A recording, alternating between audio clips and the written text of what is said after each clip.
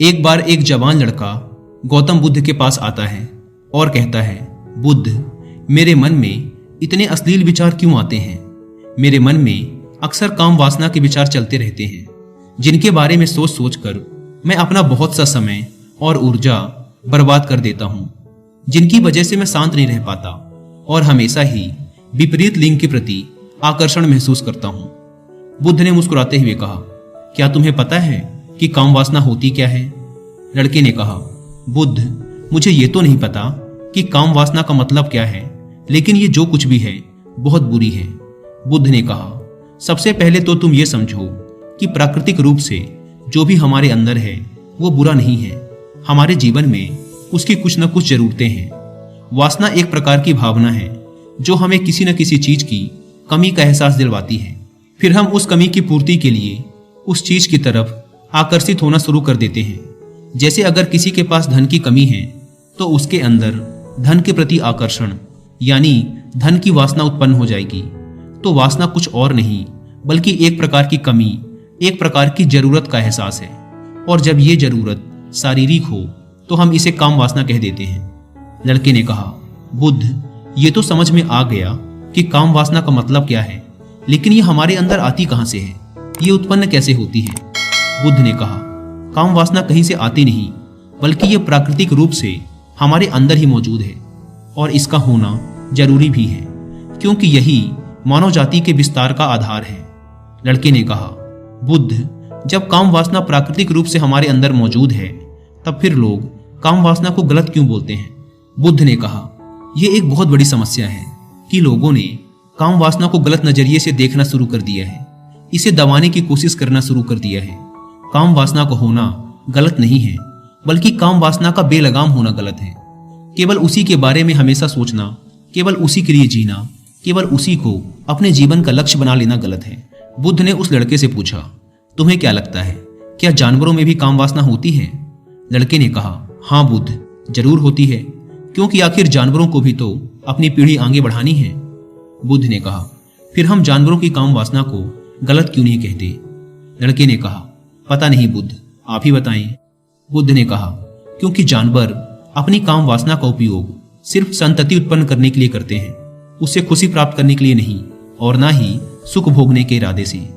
क्योंकि जानवरों को प्रकृति ने इतनी सोचने समझने की क्षमता नहीं दी कि वो अपनी काम वासना को अपने क्षणिक सुख का आधार बना सके, जबकि हम इंसान अपनी सोचने समझने की क्षमता का उपयोग करके प्रकृति में पाई जाने वाली हर चीज का अपने सुख और आनंद के लिए उपयोग करने का प्रयास करते हैं। हम इंसानों ने काम वासना के साथ भी यही किया है, इसे अपने आनंद और भोग का आधार बना लिया है। जिस भावना को प्रकृति ने मानव जाति का अस्तित्व बनाए रखने के लिए हमारे अंदर डाला था, उसे हमने जीवन का सर्वोपरि लक्ष्य बना रखा है और इंसानी काम वासना का ये बेलगाम होना ही उसके गलत होने का कारण है। लड़के ने कहा, बुद्ध, लेकिन ये काम वासना हावी होती क्यों है? इसके बेलगाम होने का कारण क्या है? बुद्ध ने कहा, काम वासना के बेलगाम होने के 4 बड़े कारण हैं, जिसमें से पहला कारण है जीवन में किसी बड़े उद्देश्य का ना होना। बुद्ध ने उस लड़के से पूछा, क्या जब तुम किसी काम में व्यस्त होते हो तब भी तुम्हारे दिमाग में अश्लील विचार आते हैं? लड़के ने कहा, नहीं बुद्ध, जब मैं व्यस्त होता हूं तो मेरे दिमाग में अश्लील विचार नहीं आते। बुद्ध ने कहा, हमारा दिमाग एक बार में सिर्फ एक चीज के बारे में ही सोच सकता है, इसलिए जब हमारे दिमाग में कोई दूसरे विचार चल रहे होंगे तो अश्लील विचार आ ही नहीं सकते। अगर हमारे जीवन में कोई बड़ा और स्पष्ट लक्ष्य है और अगर हम उस लक्ष्य के प्रति पूरी तरीके से समर्पित हैं तो हमारे पास कभी इतना समय ही नहीं होगा कि ये फालतू विचार हमारे मन में घर कर सके। और अगर ऐसे विचार उठते भी हैं तो हमारे मजबूत लक्ष्य के विचार इन्हें आसानी से हमारे मन से विस्थापित कर देंगे। लेकिन असल समस्या ये है कि अधिकतर लोगों के पास एक मजबूत और स्पष्ट लक्ष्य की कमी है। बुद्ध ने कहा, काम वासना के बेलगाम होने का दूसरा कारण है समाज के द्वारा इसे गलत बताकर दबाए जाने की कोशिश करना। लोगों के एक बड़े तबके ने कामुकता को हमेशा ही शक की नजर से देखा है और इसका सबसे बड़ा कारण है कि हमने अपने यौन अंगों को शरीर के बाकी अंगों की तरह स्वीकार नहीं किया, जबकि हमारे यौन अंग भी हमारे बाकी अंगों जैसे हाथ, पैर, मुंह आदि के समान ही बस एक अंग हैं जो अपना काम करते हैं, जिसके लिए प्रकृति ने उन्हें बनाया है। लेकिन हमने इन प्रजनन अंगों को कुछ ज्यादा ही रहस्यमय बना दिया है। और जब कोई चीज रहस्यमय बन जाती है तो उसके प्रति लोगों की एक अलग ही रुचि जागृत हो जाती है, जिसकी वजह से लोग जाने अनजाने में काम वासना के प्रति आकर्षण महसूस करते हैं। बुद्ध ने आगे कहा, जब किसी विचार को दबाने का, उसका दमन करने का प्रयास किया जाता है, तब वह विचार और मजबूती के साथ उभर कर आता है। और यही काम वासना के विचारों के साथ भी किया जा रहा है। बुद्ध ने कहा, अगर मैं तुमसे कहूं कि आम के बारे में मत सोचना, तो तुम्हारे मन में पहला चित्र किस चीज का आया? लड़के ने कहा, बुद्ध, मेरे मन में पहला चित्र आम का ही आया। बुद्ध ने कहा, इसी प्रकार जब हम अश्लील विचारों को जबरदस्ती रोकने का प्रयास करते हैं तो वो और मजबूती के साथ हमारे अंदर उठते हैं। इसलिए कभी भी विचारों को दबाने की कोशिश ना करें। लड़के ने कहा, हाँ बुद्ध, ये तो मैंने भी महसूस किया है। बुद्ध ने कहा, इंसानों में कामुकता के हावी होने का तीसरा कारण है हमारा अपने विचारों के प्रति जागरूक ना होना। हमारे मन में कैसे विचार चल रहे हैं, हम इस पर कभी ध्यान ही नहीं देते।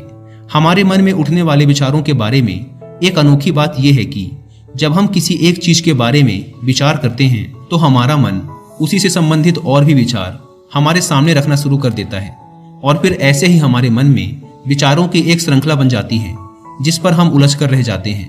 ठीक ऐसा ही होता है अश्लील विचारों के साथ। हमने एक बार किसी को देखकर अपने मन में एक अश्लील विचार पैदा किया, फिर हमारा मन अपने आप ही इन विचारों की श्रृंखला बना देता है, जिनके बारे में सोच सोच कर हम अपनी बहुत सी ऊर्जा और समय बर्बाद कर देते हैं। इसलिए पूरी जागरूकता के साथ अपने अंदर उठने वाले विचारों पर ध्यान देना जरूरी है। बुद्ध ने कहा, अश्लील विचारों के हावी होने का चौथा कारण है बुरी सोच और अश्लील विचारों वाले लोगों की संगति करना। कई बार ऐसा होता है कि कामुकता हमारे अंदर नहीं होती, लेकिन कुछ अश्लील लोगों के साथ रहने की वजह से ये हमारे अंदर हावी हो जाती है। लड़के ने कहा, हाँ बुद्ध, ये बात तो मैंने खुद महसूस की है।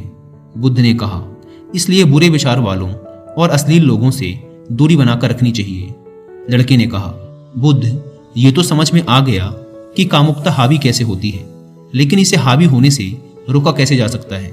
बुद्ध ने कहा, सबसे पहले तो तुम ये समझो कि काम वासना की ऊर्जा को रोका नहीं जा सकता, इसे सिर्फ रूपांतरित किया जा सकता है।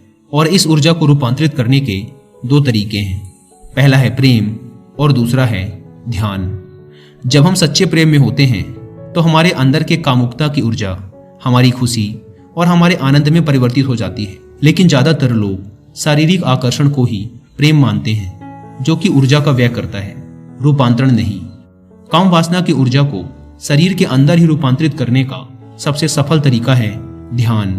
ध्यान के माध्यम से आप अपने अंदर स्थित आनंद के उस केंद्र में स्थापित हो जाते हैं जिसके सामने दुनिया का हर भोग विलास फीका लगने लगता है।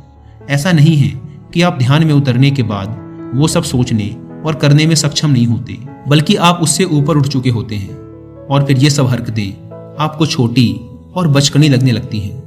लड़के ने कहा, लेकिन बुद्ध, ध्यान की शुरुआत कहाँ से करें?